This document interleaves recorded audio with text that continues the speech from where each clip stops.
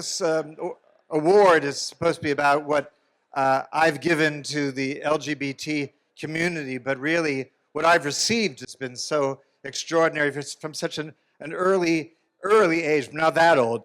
I grew up in New York City, and when I guess was 16, I decided to get an after-school job, and so I was walking around the village, and there was a unisex boutique. We called them unisex back then, called Michael's Closet, right across the street from Julius Bar.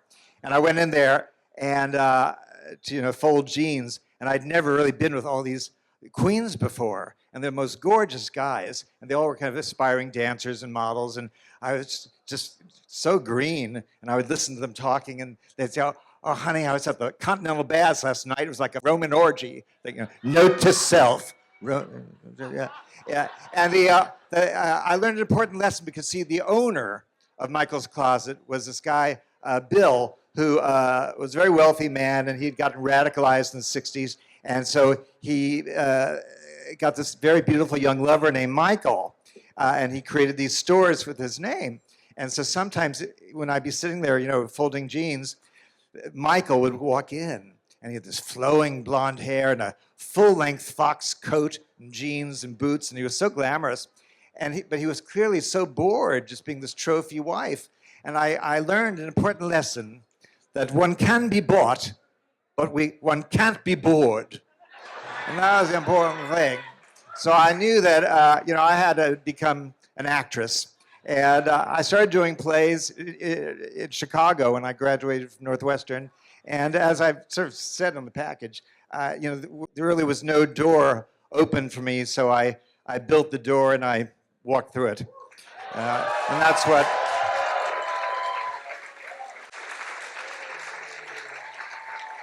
I think that's what we all have to do. We've all probably done in one way or another in this strange world that we've inhabited. And anyway, then I just started doing plays, and it was so marvelous was I discovered that I shared with my audience the same frame of reference of old movies and divas, and it was just this kind of give and take that I've enjoyed for all these years. And since you've basically outed me for my age, I will say that I have a very important birthday coming up in August. I'm going to be 70 years old.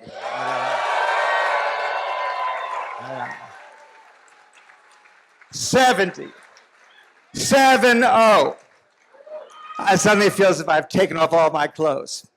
Well, anyway, I was kind of depressed about it, to be quite frank with you. But receiving this honor and being with all of you tonight it's a real good shot in the arm. So I appreciate it. And thank you so much. Thank